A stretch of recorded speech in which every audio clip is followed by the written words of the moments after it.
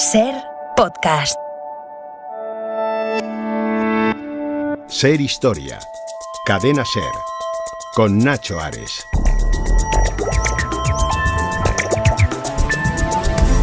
Bienvenidos una semana más a Ser Historia. Comenzamos un nuevo programa estival. En esta ocasión, como hacemos yo creo que en los últimos veranos, siempre hemos dedicado un programa a la historia de la música, esa gran olvidada cada vez que hablamos del arte, ¿no? Yo tenía ese amigo en la carrera que decía que cuando estudiábamos historia del arte, comentaba que era historia parcial del arte, ¿no? Porque solamente se centraba en la escultura, en la pintura y la arquitectura, y se dejaban de lado otras artes tan importantes y tan trascendentes como la música. Y queremos enmendar un poco este error, entre comillas, y queremos dedicar el programa precisamente de Ser Historia a la música, desde sus orígenes, con esa reconstrucción y sobre todo el significado que pudo haber tenido desde la prehistoria, hasta que tenemos constancia escrita de canciones, de melodías, que es cuál era el valor que tenía la música, también desde el punto de vista religioso, ¿no? Hemos hablado en muchas ocasiones de cómo el ser humano interactúa con la naturaleza, con las divinidades, y cómo utiliza la música precisamente para poder canalizar esos anhelos, esos mensajes que quería transmitir a los dioses. En un programa dedicado a la música no podía faltar nuestro compañero Miguel Lázaro, que a lo largo de estas dos últimas temporadas nos ha propuesto infinidad de historias de discos curiosos, ¿no? Hablaremos, por ejemplo, de Abbey Road y también de Nirvana. Quizás dos de los momentos, uno relacionado con los Beatles y este grupo también tan transgresor, ¿no?, en la historia de la música, como fue Nirvana y su disco Nevermind. Como siempre, soy Nacho Ares y les doy de nuevo la bienvenida a Ser Historia. Comenzamos.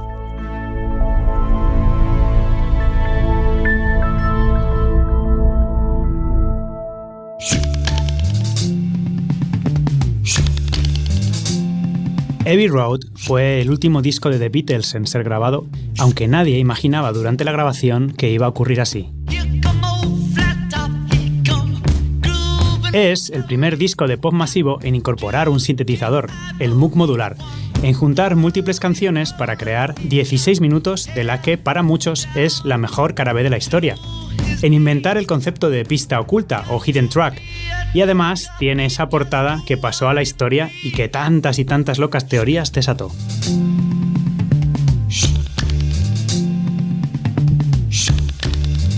Publicado el 26 de septiembre de 1969, este disco cumplió en el año 2019 50 años.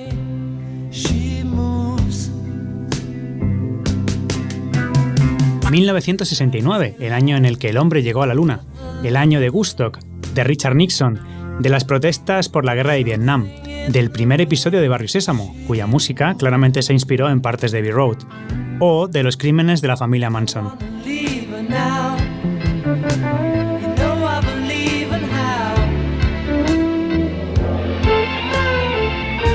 Abbey Road es un disco que marca una línea de inspiración posterior en casi cada uno de sus temas, y todos tienen su propia historia interna. El mítico disco de los de Liverpool comienza con Come Together, compuesta por John Lennon inicialmente para la campaña de Timothy Leary contra Ronald Reagan. Le sigue la preciosista Something de George Harrison, la locura de McCartney en Maxwell Silverhammer, el tema más caro del disco. Oh Darling, de nuevo de McCartney, donde renueva su obsesión por la música de los años 50.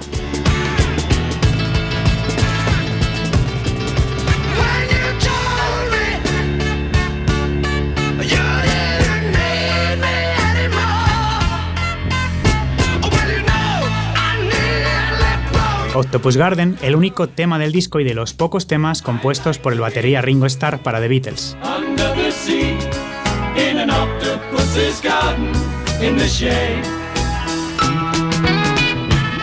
Y llegamos así a I Want You, She's So Heavy. Casi 8 minutos de un viaje musical por viejos y nuevos estilos que termina con el primer uso de ruido blanco del sintetizador Moog de la historia, en un repetitivo y lisérgico riff final que concluye bruscamente.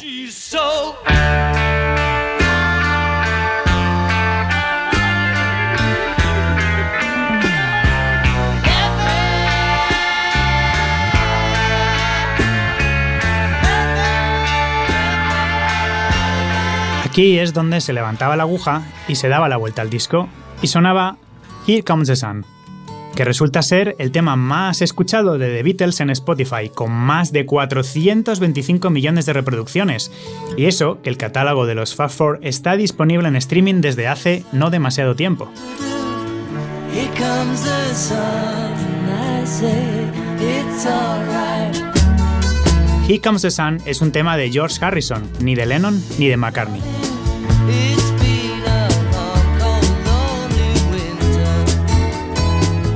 Little darling, it feels like you. Tras Because, de Lennon, claramente inspirado en El claro de luna de Beethoven, donde The Beatles se acercan a armonías vocales elaboradas, comienza el medley de 16 minutos.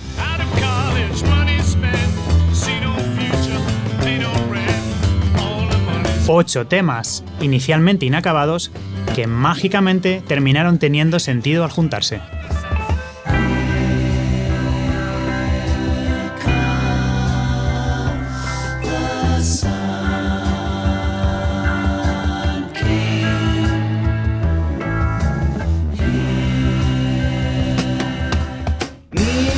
El tema oculto o Hidden Track es el tema número 17, Her Majesty, que no aparecía reflejado en ninguna parte, ni en el libreto, ni en la portada, ni en la contraportada. Según la historia, el ingeniero de sonido tenía órdenes de no desestimar ningún material de The Beatles, así que decidió ponerlo al final. Tras bastantes segundos de silencio, aunque la verdad, esta historia suena un tanto increíble.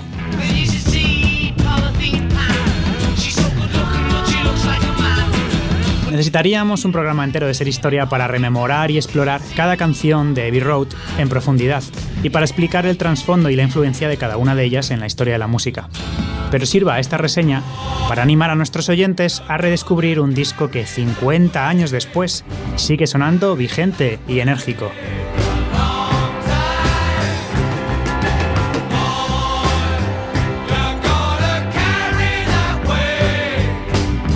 Un clásico en el que The Beatles se sitúan en la cima de su creatividad y en el declive de su relación personal.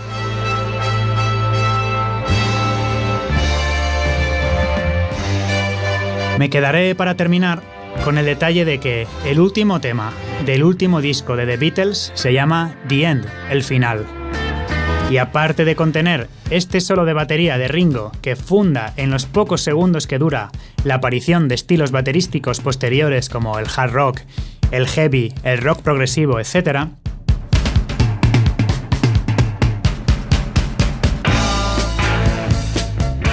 en su frase final, en la última frase del último disco de The Beatles, la letra, escrita por McCartney, reza: y al final, el amor que tomas es igual al amor que das.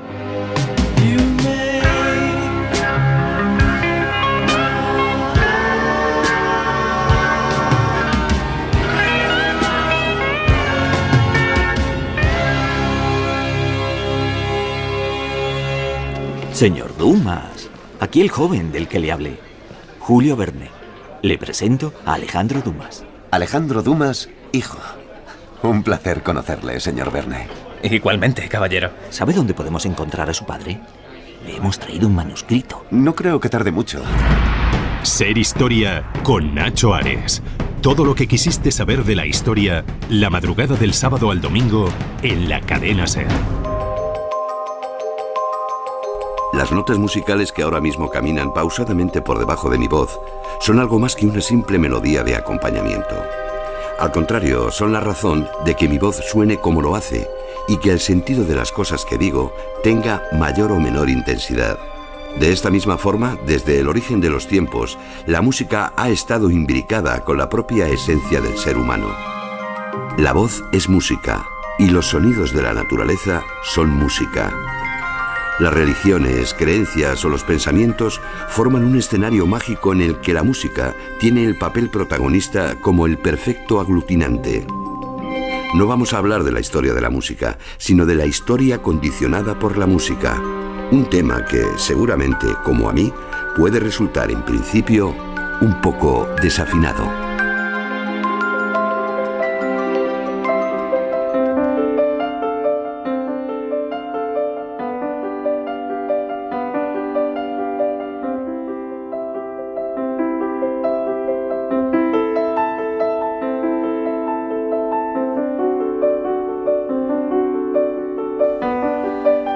La unión del hombre con la música es tan antigua quizá como el propio origen de los tiempos, ¿no? Quizás tenemos que retrotraernos al comienzo, a esos primeros homínidos, y cómo podrían entender ellos los sonidos de la naturaleza, el sonido del agua, de la lluvia, del movimiento de objetos, de ramas, de piedras.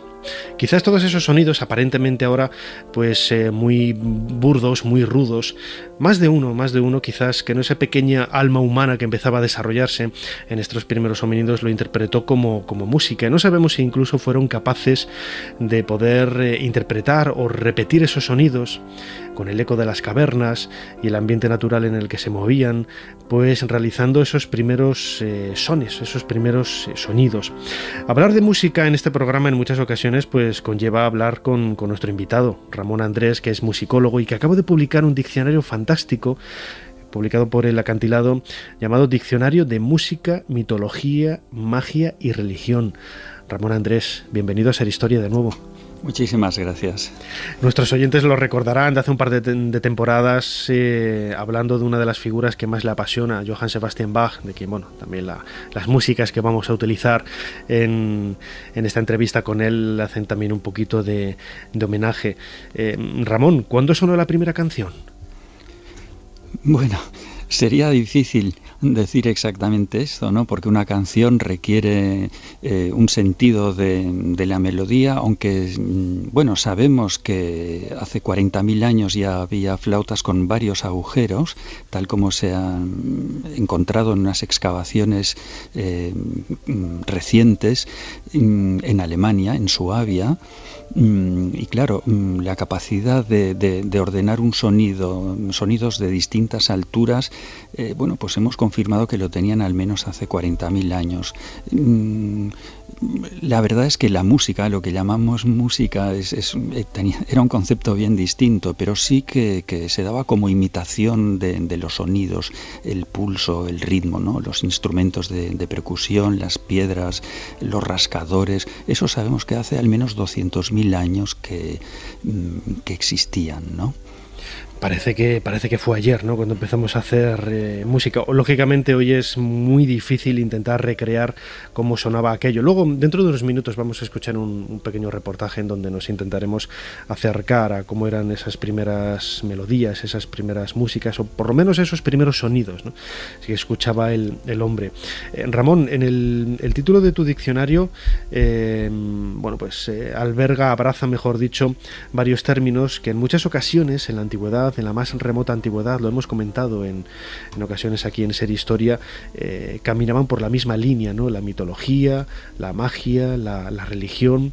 ¿Cuánto de mitología, magia y religión podemos encontrar en la música? Pues muchísimo, porque la música está muy muy ligada a los primeros rituales, a la pregunta, ¿no? de lo desconocido, de ese mundo que se intuye, que ya intuían nuestros lejanísimos antepasados. Y por supuesto que están a un mismo nivel, ¿no? La mitología, la magia y posteriormente la religión, pero todo esto está vinculado a la primera pregunta, a la necesidad de protección como especie, a esa necesidad también de entablar un diálogo con los dioses, que primero fue lo desconocido, ¿no? Con el trueno, con esos retumbos que se trataban de imitar en las cuevas, y que era una manera de acercar el cielo a la tierra, ¿no? De apropiarse de él. La música siempre se ha utilizado como telón de fondo, me atrevería a decir, ¿no? Para ensalzar momentos importantes en la vida del hombre. Los cantos, precisamente los cantos más antiguos, acabas de avanzarlo un poquito, siempre han estado relacionados con lo religioso, los instrumentos también un poco encaminados a ensalzar esa omnipresencia de las divinidades en la tierra. La música tiene mucho de religión. Sí, en este sentido sí, porque es un lenguaje trascendente. No lo entendían así, porque el término de trascendencia es moderno, ¿no? En comparación con los tiempos a los que nos remontamos ahora, ¿no? Pero efectivamente es un lenguaje metafísico, trascendente, porque trata del acercamiento, ¿no? a un mundo oscuro y desconocido. Hoy quizás es muy difícil ahondar en estos orígenes tan nebulosos, como decía en la introducción, en la noche de los tiempos. Somos homo politicus, urbanitas también, en el sentido de que estamos totalmente desligados de la madre naturaleza, de ese entorno que tanta presencia, ¿no?, tuvo en el ser humano en los orígenes. Imagino que para vosotros, los musicólogos, desde el punto de vista de la recreación de los sonidos, es muy difícil, ¿no?, intentar alargar el brazo para intentar conocer cómo sonaban aquellas melodías, aquellos instrumentos hace miles de años. Es complejo porque en cierto modo es adentrarse en la tiniebla, ¿no? Pero sabemos muchas cosas, sabemos la frecuencia de vibraciones de algunos instrumentos. Estas flautas a las que nos hemos referido ahora, encontradas en unos yacimientos en Suabia, en Alemania, sorprendentemente guardan una afinación y una proporción entre orificio y orificio que es asombroso. Luego sabemos las frecuencias de un instrumento que utilizaban, que era un rombo. Se le llama rombo porque así en Grecia, en la antigua Grecia, se le llamó rombo por su forma romboidal, pero que hace 25.000 años era una pieza romboidal como una punta de lanza con una cuerda, y la volteaban, ¿no?, por encima de quien la accionaba, y creaba un zumbido en el aire. Eso lo hacían también sonar en el interior de las cuevas, y se conseguía un zumbido. Bueno, pues estas pruebas se han hecho modernamente, y sabemos el tipo de vibración, cómo sonaba, y ellos trataban de imitar con ese sonido pues el mugido de los animales, especialmente del bisonte, ¿no? Y era una forma de apropiarse del animal, de reducirlo, de cazarlo, ¿no?, aunque fuera en la ficción, pero era una manera de conjurar su peligro y también de hacerse con su carne. La música tiene mucho de religioso, pero también mucho de ciencia en el sentido más académico, porque de alguna forma la música en realidad es matemática pura. Sí, son vibraciones, es un material, ¿no?, sonoro, y eso lo intuyeron muy bien, aunque hoy nos pueda parecer una idea un poco ingenua, ¿no? Pero, por ejemplo, Pitágoras... Es lo que te iba a comentar, ¿no? Pitágoras sí. Es quizás el padre de la musicología moderna, ¿cómo podríamos definirlo así? Él fue el encargado de hacer el pentagrama tal y como lo entendemos hoy. Bueno, si se quiere explicar así, podría decirse, lo que hizo el pentagrama o la idea de una escritura con unas alturas marcadas es muy posterior, pero lo importante de Pitágoras es que, sabemos que era un matemático insigne, y él fue a aprender de los maestros caldeos, y cuando volvió a Grecia, a Samos, revisó todo lo que había aprendido y conjeturó lo que llamamos hoy armonía de las esferas, ¿no? Porque pensaban que el universo estaba sustentado por unas proporciones casi mágicas, ¿no?, matemáticas exactas, y que de un planeta a otro había un intervalo musical. Y así toda la cadena de planetas, lo cual constituía una melodía universal que expresa una idea de concordia, ¿no?, de armonía común, que también se trasladaba a los hombres. Y imaginemos el papel de la música, ¿no?, como un gran acorde cósmico que lo sustenta todo, ¿no? Desde luego que ahondar un poquito a nada que escarbas la superficie del origen de la música, algo muy cotidiano para nosotros, una música totalmente profana que ha roto ese cordón umbilical que le unía a lo sagrado, a lo mágico, tal y como utilizaban nuestros antepasados, es apasionante. E intentar reconstruir, como decía antes, cómo sonaban esos primeros sonidos, esas primeras melodías y el significado que tenían, también es apasionante desde el punto de vista no solamente para el musicólogo, sino también para el historiador, para el arqueólogo. Si te parece, Ramón, Andrés, vamos a escuchar un pequeño reportaje que hemos preparado sobre precisamente eso, como unas investigaciones recientes de cómo podían sonar esos primeros sones, valga la redundancia, interpretados por hombres del Neandertal. Vamos a escucharlo. Podemos reconstruir cómo era el aspecto de los hombres de la prehistoria, cómo vivían, qué comían o incluso recrear su forma de vestir. Sin embargo, resulta casi imposible intentar acercarse a saber cómo sonaban sus palabras o incluso saber si tenían música. Esto ha sido el tema del trabajo del doctor Stephen Mitten. Basándose en la anatomía de los restos, en 2009 presentó por primera vez a la comunidad internacional cómo podría sonar la voz de un hombre neandertal.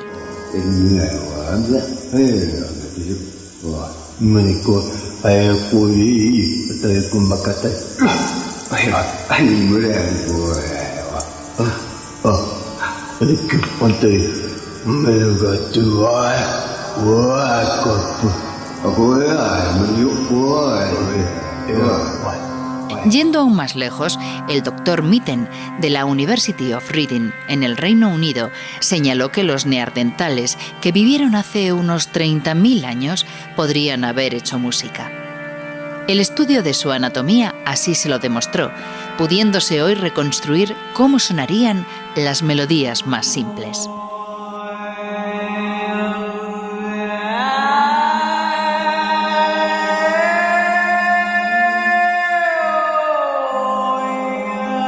El mundo de la música o de los sonidos en la prehistoria es todavía un campo por explorar en el que muy pocos se han atrevido a entrar.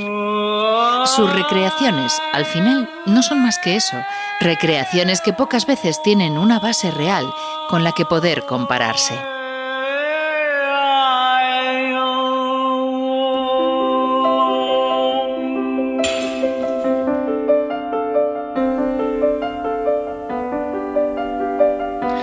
Es apasionante intentar acercarse. No sabemos la realidad, ¿no? La verosimilitud que tienen este tipo de investigaciones, porque es completamente imposible saber a ciencia cierta cómo sonaba realmente, ¿no? Qué es lo que pasaba por la cabeza de esos hombres hace decenas de miles de años. Ramón, antes hablabas de la escritura de la música. ¿Cuándo se empieza a poner sobre un pergamino, un papiro, un papel, la música? Sabemos que en Grecia, que cuando ya existía una notación, sabemos que lo grababan incluso en las piedras, como se ha encontrado en algún templo, y son los poquísimos ejemplos de música escrita de la antigüedad, pero sin duda tenían unos signos, sobre todo para recordar, ¿no? Una melodía. Si hoy contáramos todo lo que nos queda de música, si lo grabáramos en la antigua Grecia y haciendo una aproximación de toda la antigüedad, tendríamos apenas 10 minutos de música, ¿no? Los intentos de serios, digamos, o más sistemáticos de ese paso al pergamino, ¿no? al papel, datan de la Edad Media, del siglo VIII, IX. Guido d'Arezzo ya se acercó a lo que sería un pentagrama, aunque era un tetragrama, 4 líneas, para indicar eso, las distintas alturas, y para ayudar a los cantores de los monasterios eso, a cantar, a afinar, a entender los intervalos. Y bueno, a partir de ahí ya evoluciona hasta la escritura, que está muy consolidada ya en finales del siglo XV, ¿no? Con una gran precisión.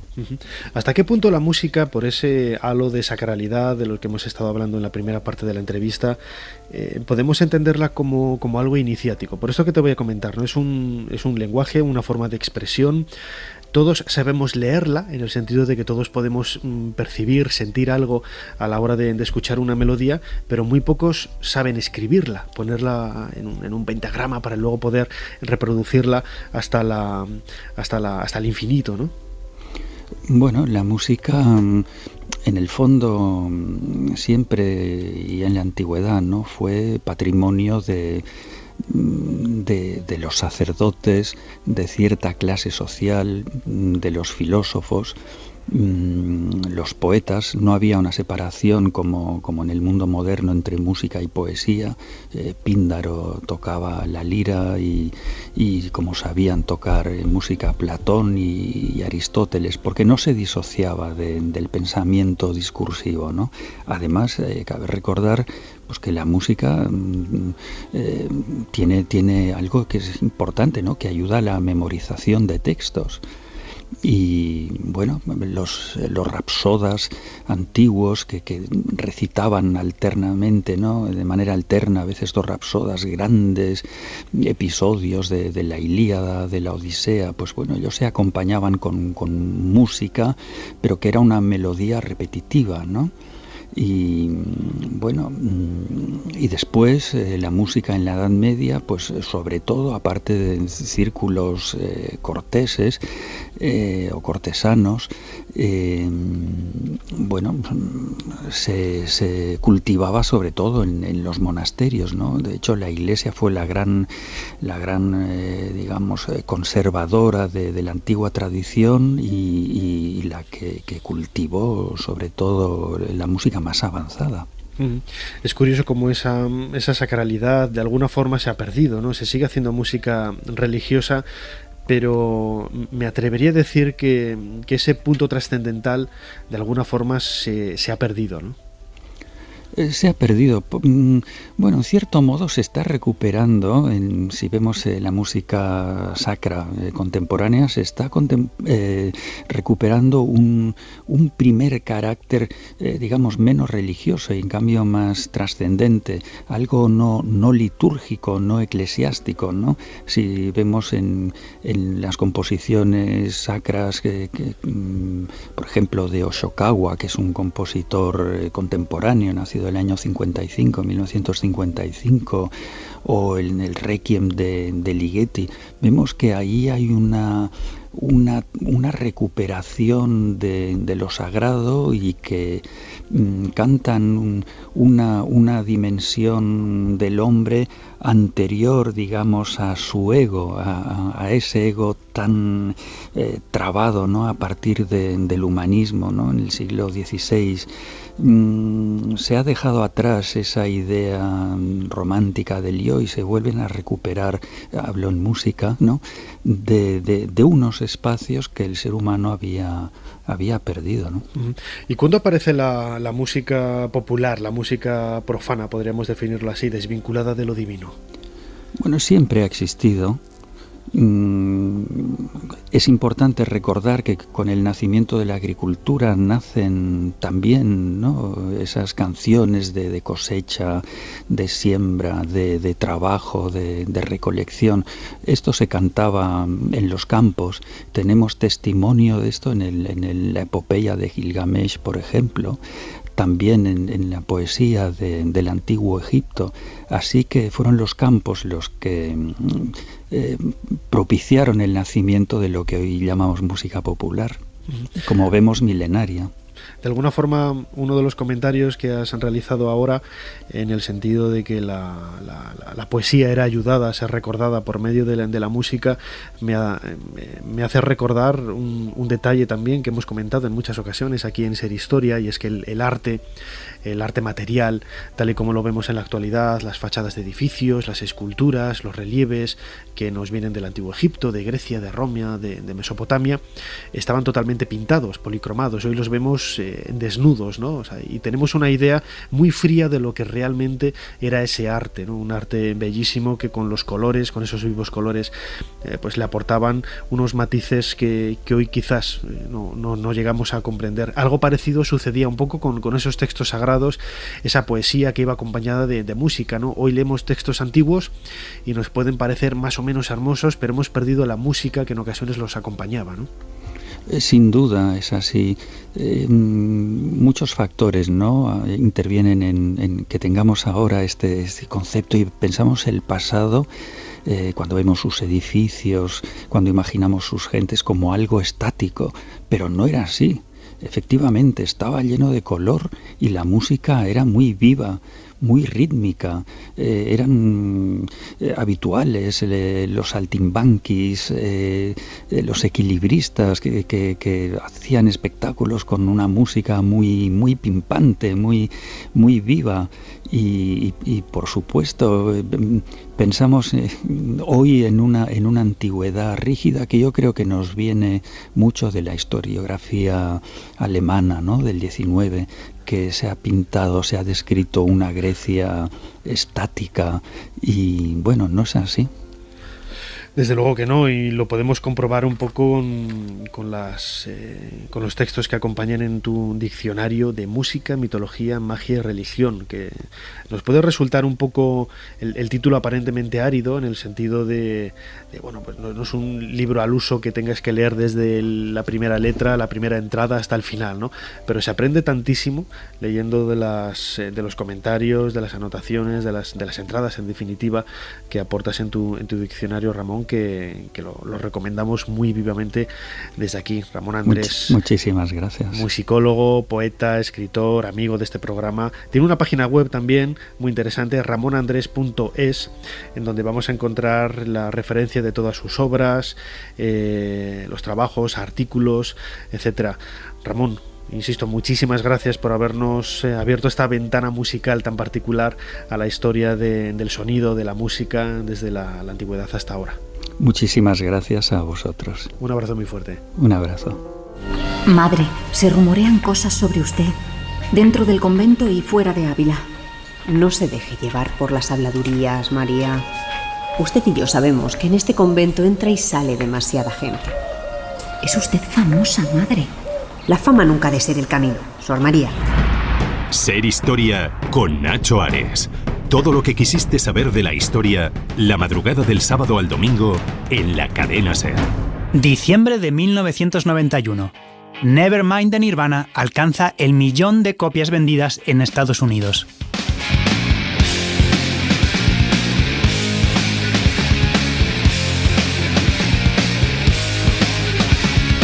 Kurt Cobain, su líder, apenas unos meses antes duerme en su coche porque había sido desahuciado por no pagar el alquiler.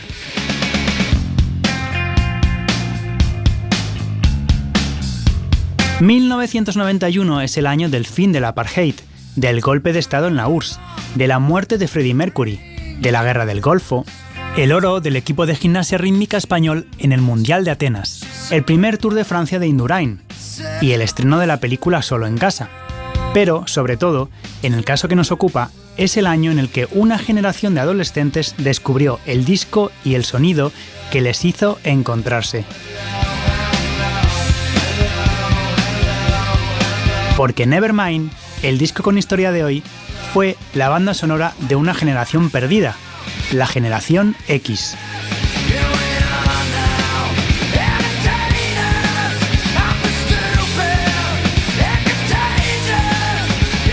...30 millones de discos vendidos, puestos 6 en la lista de los 500 mejores álbumes de la historia en 2020 y número 1 en los 100 mejores discos de los años 90 por la revista Rolling Stone, que curiosamente en el lanzamiento del álbum le dio 3 de 5 estrellas.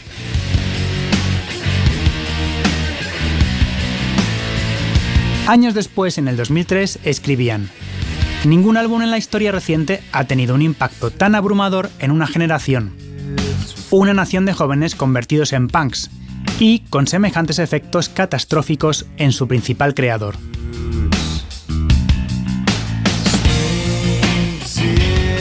Hubo antecedentes de otros grupos que, representando a la música independiente, acabaron firmando con una discográfica y llegaron al número 1.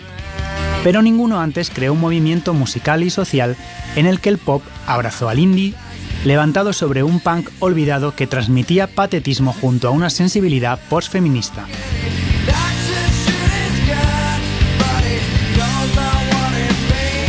Todos los estudios de sonido tuvieron que copiar el sonido de Nevermind y de su productor Butch Vig, y el disco sonaba en las radios universitarias al mismo tiempo que en la MTV, gracias a un marketing que ensalzaba y vendía el descontento y la contrariedad.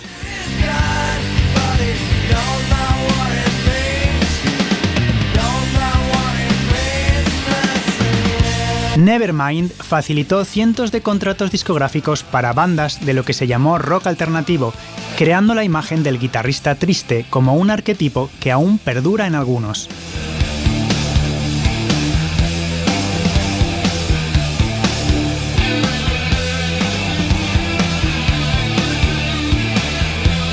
Nirvana era una banda de Washington formada por Kurt Cobain y Chris Novoselic. Después de su primer álbum, el batería Dave Grohl se unió al trío. Nevermind es un disco de estructura clásica de power trio, guitarra, bajo y batería. Con estructuras sencillas y muchos acordes de quinta en las guitarras de Kurt, donde el elemento estético básico es la variación extrema de dinámicas, pasando de pasajes suaves a otros extremos, donde la voz de Kurt es el nexo crítico para darle sentido al disco.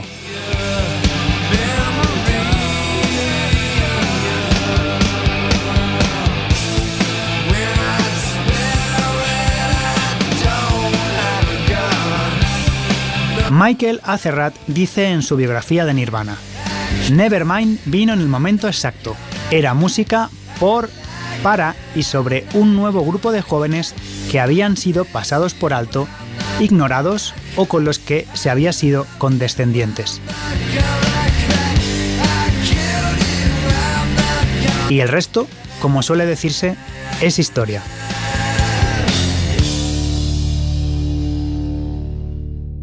Señor Edison, un hombre con una maleta pregunta por usted. Dice que se llama Nikola Tesla. Hágale pasar.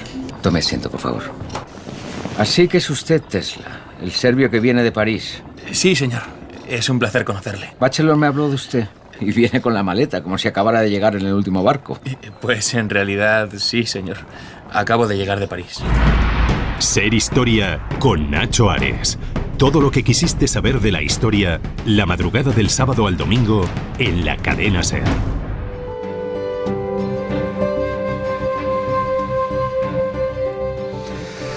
Comenzamos este nuevo bloque de Ser Historia que hacemos desde la Sala del Verdugo, aquí en Plasencia, una ciudad espectacular, es una ciudad hermosísima, es historia viva de España, historia viva de Extremadura, y lo estamos disfrutando con nuestros invitados que nos están poniendo al día y nos están poniendo los dientes largos para los que llevamos pocas horas aquí y hemos podido disfrutar al menos parte de ese patrimonio. Fernando Pizarro, bienvenido a Ser Historia. Muchas gracias. Fernando Pizarro es alcalde de Plasencia. Tengo también entendido que tú eres profesor de música. Sí, señor. Bueno, pues vamos a tomarlo por ahí. Me encanta porque yo lo pensaba, digo, joder, profesor de música en una ciudad con este escenario tiene que ser algo especial, ¿no? Porque la propia catedral, los palacios, la vida nobiliar que se ha desarrollado habrá dado pues la posibilidad de crear infinidad de momentos musicales a lo largo de la Edad Media, del Renacimiento, ¿no? Y para un profesor eso debe ser maravilloso. Pues sí, la verdad. Es un escenario inspirador en principio, pero además inspira de manera especial, que nosotros hemos tenido la suerte, ante quien me antecedía en la palabra contigo, César, pues hablaba profundamente del patrimonio y particularmente los dos coincidíais en que la atención de una manera especial, la concita, esa mole de piedra del granito de Valcorchero que son las catedrales de Plasencia, sí. Que es tan interesante, pero que además fue impulsadora quizá de una de las vanguardias musicales más importantes, sobre todo y especialmente a partir del siglo XVI, ¿no? El descubrimiento de América, como todos saben, hace que llegue una ingente cantidad de dinero del otro lado del Atlántico, puesto que gran parte de los conquistadores pertenecían a la diócesis de Plasencia, ¿no? Pizarro, Orellana o Hernán Cortés pertenecían a nuestro territorio espiritual diocesano. Bueno, todo el apellido tuyo ya lo dice todo, alcalde. Sí. Fernando Pizarro. Sí, es cierto, es cierto.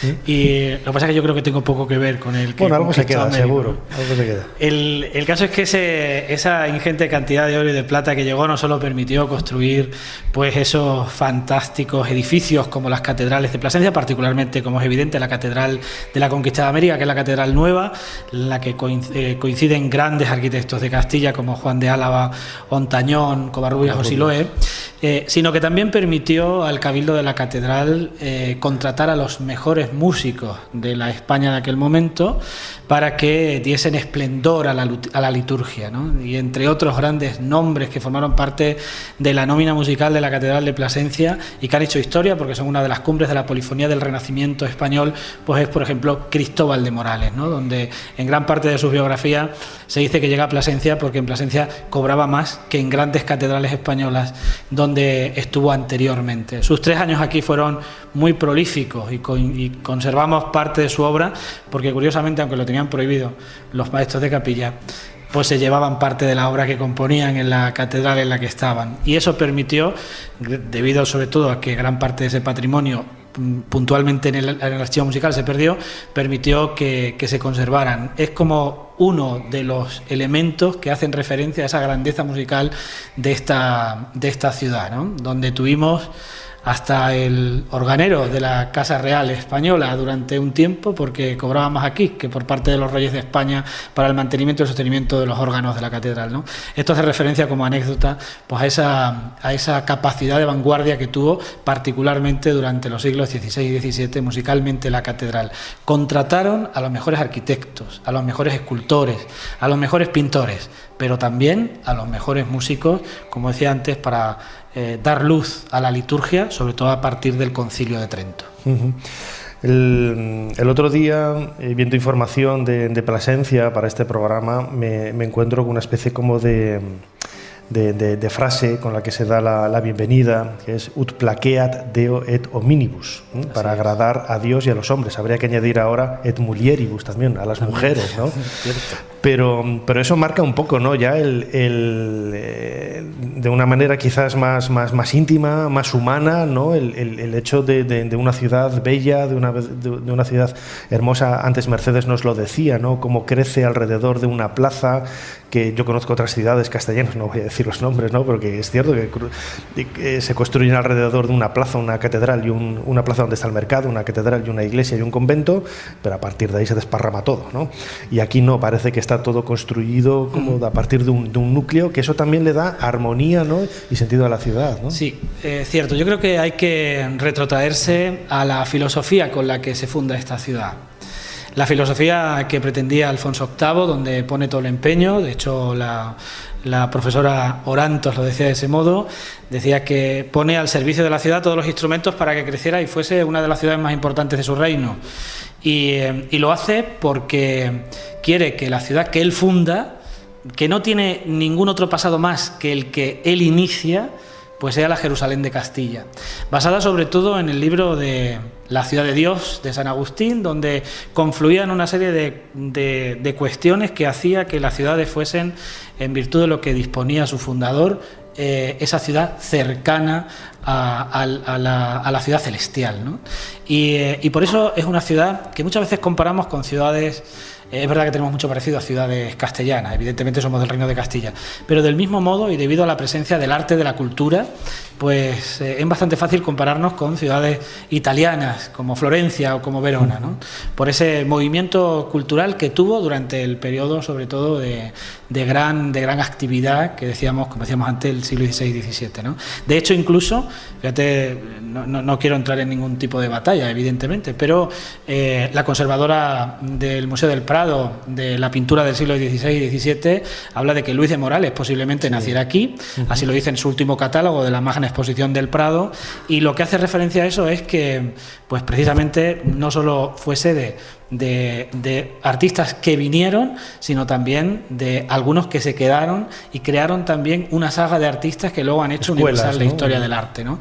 Hablamos de los churrigueras, que venían de fuera, vinieron aquí, un churriguera placentino y que hizo escuela del mismo modo. Por eso la ciudad del Jerte, pues es una ciudad pues que parece una ciudad en la Toscana. No me refiero a que sea la Florencia, sino que además, por ese entorno que le rodea, un entorno rico además desde el punto de vista de la fertilidad de sus campos, también le ha hecho posible precisamente que la ciudad pues resurja como una ciudad de las artes y de la cultura, ¿no? Y además la ubicación estratégica que tiene, el paisaje, esa cercanía con la ruta de la Plata, es algo ya que viene también un poco trascendiendo, ¿no? Un poco desde el punto de vista de la antigüedad, y que hace confluir, ¿no?, aquí en Plasencia un montón de aspectos culturales y económicos. Decía Mercedes Orantos, tenemos mercado, tenemos catedral, pero estamos en un camino muy importante y tenemos un río que da vida a la ciudad, ¿no? Son unos elementos que han hecho posible que la ciudad a lo largo del tiempo fuese reconocida y además fuese permanentemente creciendo. Estamos al norte de Extremadura y los nortes siempre de los territorios son lugares de mucha actividad económica, ¿no? Y esa actividad económica al final redunda en el beneficio de los mecenas de las artes y de la cultura. Antes hablábamos del Renacimiento, pero no quiero olvidar también que tenemos una de las grandes figuras del estudio etnomusicológico, ¿no? El que inicia la etnomusicología en España, que es don Manuel García Matos, es el nombre que tiene nuestro conservatorio, y uno de nuestros grandes músicos ya del siglo XX, y que nos ha permitido también pues el conocimiento profundo de nuestra identidad como pueblo y como región a través del estudio de la música tradicional, que yo creo que también es una parte muy importante, porque sin esa música no hubiese habido grandes polifonistas españoles, ¿no? Por lo tanto, tenemos esa conjugación de ser una ciudad y un entorno donde las costumbres y las tradiciones se mantienen de una manera profunda, de manera explícita, que se viven de manera intensa en cualquier municipio de nuestro entorno, y del mismo modo la posibilidad de canalizar toda esa energía tradicional en la cultura magna a la que llamamos música culta. La música culta y la música en general, ¿no? Que yo no sé, imagino que seguirá siendo aquí en España, no es un grado universitario, ¿no? Todavía la música. Sí, es grado universitario. Ahora en el conservatorio. Vale. Nosotros aquí en Plasencia tenemos un conservatorio profesional. El superior, que es el grado en Extremadura, está en Badajoz, como está en Valladolid, en Castilla y León. Sí. Y también, aunque esos estudios no existen en la Universidad de Extremadura, el grado de musicología, de ciencias de la música, como se llama ahora, nuestra facultad más cercana es la Universidad de Salamanca. Es que digo esto porque cuando yo estudiaba historia antigua en la Universidad de Valladolid, algunos compañeros que hicieron musicología se quejaban de eso, ¿no? De que la música, la carrera como música, había pianistas, había un violinista, no estaban consideradas como carrera universitaria, ¿no? Y tuvieron que hacer su periplo. David, por ejemplo, un buen compañero, David Rico, ahora es director de la Orquesta Sinfónica, ¿no? de Bratislava. Ahí queda eso, se tuvo que ir fuera para poder realizar su carrera, ¿no? Y es una pena, ¿no? Porque no tenía pensado hablar contigo, alcalde, de esto, pero me encanta lo de la música y me encanta que seas profesor de música, además, insisto, en este escenario tan evocador para el arte, que Plasencia haya sido, desde el punto de vista de la historia, pues ese foco, ¿no? A partir del cual emanaba pues grandes creadores, grandes artistas, e imagino que todo ello no lo podemos negar, ¿no? Viene dado también por la confluencia económica y el poder que se concretaba en este lugar, ¿no? Pues si no hay dinero, no hay para el guitarrista. Es cierto. De hecho, en un momento determinado, el Cabildo de la Catedral, en las graves crisis económicas, cuando no podía pagar a sus músicos adecuadamente, los músicos se buscaban la vida tocando en la calle y se lo llegaron a prohibir incluso, ¿no? Parecía aquello una herejía incluso, ¿no? Pero es cierto, esa vanguardia. Mira, como ejemplo, te diré que la Catedral de Plasencia fue la primera catedral de España donde se utiliza junto a la polifonía el uso de los violines. Wow. Que estaban prohibidos en su momento, pero paulatinamente se van introduciendo. Eso es como cuando se metieron las guitarras en los años 60 con el Concilio Vaticano II, creo que fue. Una cosa parecida. Que fue una cosa transgresora total. ¿Y para dónde vamos a ir, no? Cierto.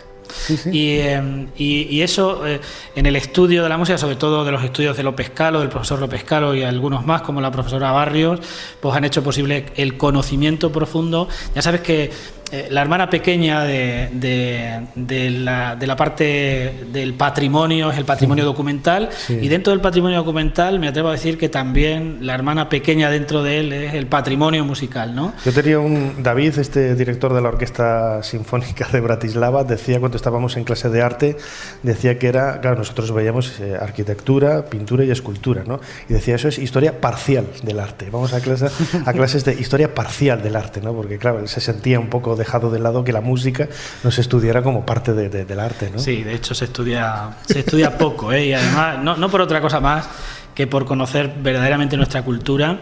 La música es parte fundamental de nuestro día a día. Totalmente. No hablo de la música culta, ¿no? Tú pones la SER y lo que escuchas es música. Ahora mismo está sonando de fondo música en el Y el inicio programa de tu programa está relacionado con una música, pero es que nuestro móvil suena música. Entonces consideramos que además nos permite dos cosas muy importantes, y con esto, si quieres, terminamos. El estudio de la música te permite saber escuchar en un mundo donde es tan difícil escuchar, y que el estudio del arte en cualquiera de sus manifestaciones, pero de la música de una manera especial, cultiva la sensibilidad del alma. Y eso yo creo que es muy necesario en este mundo agresivo en el que vivimos, ¿no? El estudio de la historia, pero unido al estudio de las manifestaciones artísticas y de manera especial, como tu compañero decía, pues de la música, porque es parte fundamental. Todos tenemos banda sonora original en nuestra vida.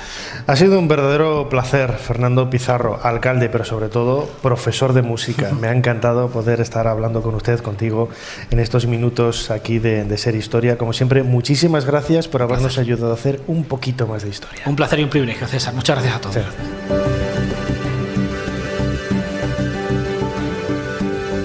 Mary, ¿estás ahí? No. Doctor. El doctor Livingstone, supongo.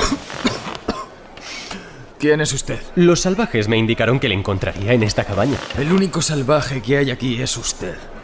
¿Cómo se llama, hombre blanco? Soy Henry Morton Stanley, reportero y explorador. Ser Historia con Nacho Ares. Todo lo que quisiste saber de la historia, la madrugada del sábado al domingo en la cadena SER. Pet Sounds de The Beach Boys no es solo un disco, es una epopeya personal de su creador, Brian Wilson. Un disco con la máxima calificación en las más importantes listas musicales y situado en el número 2 de los 10 mejores álbumes de todos los tiempos, según la revista Rolling Stone. Sí, The Beach Boys son esos 5 chicos buenos, bien peinados y americanos. Sí, esos que se hicieron famosos con canciones sencillas, bailables y divertidas. Sí, pero no solo eso. Porque no toda su música habla de tablas de surf, chicas y playas en California. Publicado el 16 de mayo de 1966, Pet Sounds tardó en grabarse 9 meses, una auténtica locura. 1966, el año del incidente de Palomares en España, de Indira Gandhi como primer ministro de la India, de la fundación de la Sociedad Hare Krishna o de la firma del Tratado para prohibir armas nucleares en el espacio.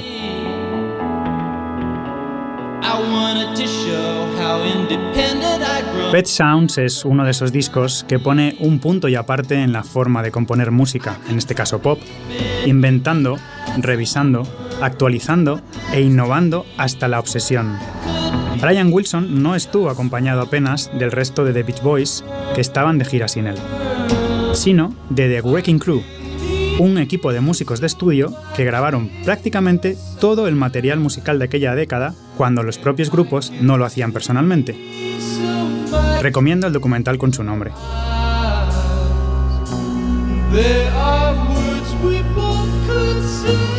Aunque The Beach Boys, por supuesto, sí grabaron todas las armonías vocales, sello de identidad del grupo americano y algún instrumento puntual.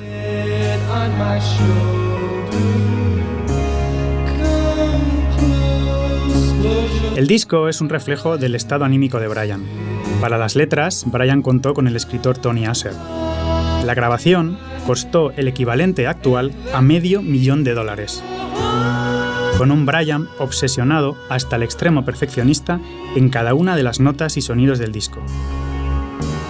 Esta obsesión, que ya acompañaba a Brian desde siempre, se acrecentó al escuchar el disco Rubber Soul de The Beatles, y según cuenta la historia, Brian dijo a su mujer después de escucharlo: Marilyn, voy a hacer el álbum más grandioso de la historia. El álbum de rock más grande jamás hecho. Pet Sounds comienza con Wouldn't It Be Nice, un canto de esperanza, en cierta manera, un tema de transición entre el rock surfero de los anteriores discos y el pop barroco psicodélico de este. La voz de Brian, como siempre espectacular, destaca sobre un arreglo más tradicional si lo comparamos con el resto del disco. You Still Believe in Me comienza a mostrar lo que se viene: sonidos extraños, bocinas, timbres y en otros temas hasta campanas, botes de Coca-Cola, ladridos de perro. That's Me y Don't Talk ahondan en los sentimientos y estado interior de un Brian demasiado sensible para un mundo y una banda que no acababa de comprenderle y que con los años acabaría derivando en graves problemas psicológicos y en una vida plasmada en multitud de libros, documentales y especialmente en la película Love and Mercy de Bill Pollard, protagonizada por John Cusack y Paul Dano.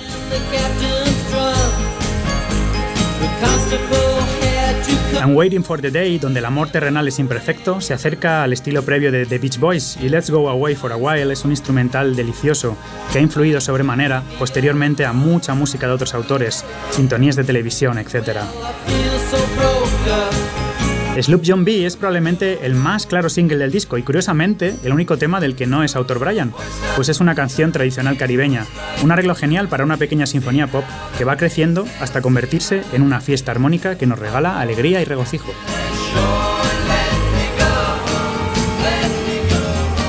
God Only Knows son palabras mayores. El octavo tema del disco es una acrobacia musical, una composición llena de matices y complicadas estrategias armónicas.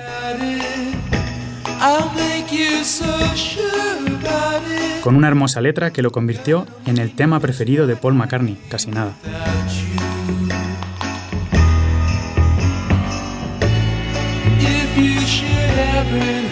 El disco continúa hasta llegar a Pet Sounds, el tema que da título al disco, un instrumental extraordinario para la época al que sigue Caroline No, una canción sobre el amor adolescente y el fin de la inocencia, donde Brian canta tan bonito como siempre, ayudado, como de costumbre, de uno de los mejores falsetes del pop, al que podía pasar desde su voz normal sin transición.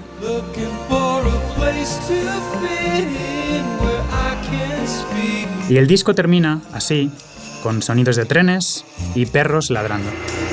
Simplemente, de nuevo, lo que Brian tenía en su cabeza.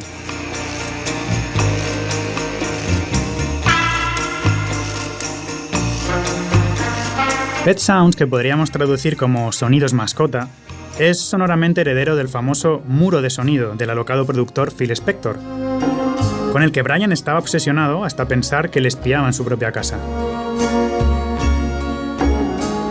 Pet Sounds es un disco que debió tener alguna de las más increíbles e inconcebibles sesiones de grabación.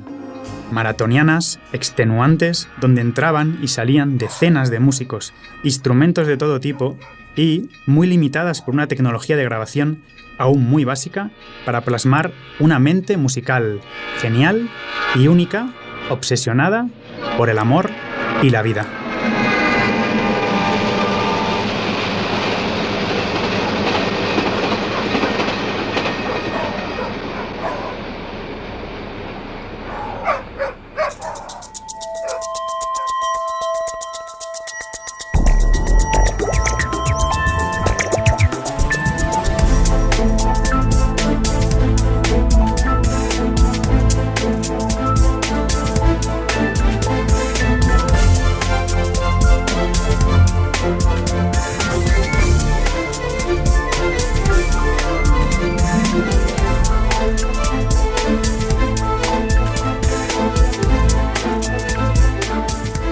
Hasta aquí este nuevo programa de Ser Historia, uno de los programas más musicales. Todos los veranos dedicamos uno a la historia de la música y no podía faltar. Como siempre, recordad que lo podéis escuchar otra vez a través de la plataforma Ser Podcast de la cadena Ser, donde vais a encontrar todos los episodios de Ser Historia emitidos desde hace 13 temporadas hasta ahora. Y no me quiero olvidar de Ser Historia Plus, en Podimo, programas exclusivos que estamos emitiendo ya durante estas semanas de forma exclusiva en Podimo. Hemos hablado de infinidad de temas singulares, ¿no? La guerra de Ucrania, la historia del arte desde una perspectiva absolutamente original, el Escorial, la arqueología bíblica, la Segunda Guerra Mundial, las revoluciones del siglo XX. Como digo, infinidad de temas que seguramente os van a interesar. En Podimo, Ser Historia Plus. Como siempre, Fermín Agustí ha estado en la producción del programa, Ana Caballero controlando las redes sociales y delante del micrófono vuestro humilde servidor Nacho Ares. Les dejamos con más cosas aquí en la cadena SER. Hasta la semana que viene. Suscríbete a Ser Historia. Todos los episodios y contenidos adicionales en la app de Cadena SER y en nuestros canales de Apple Podcast, Spotify, iVoox, Google Podcast y YouTube. Escúchanos en directo en la SER los domingos a la 1:30 de la madrugada. Cadena SER. La radio.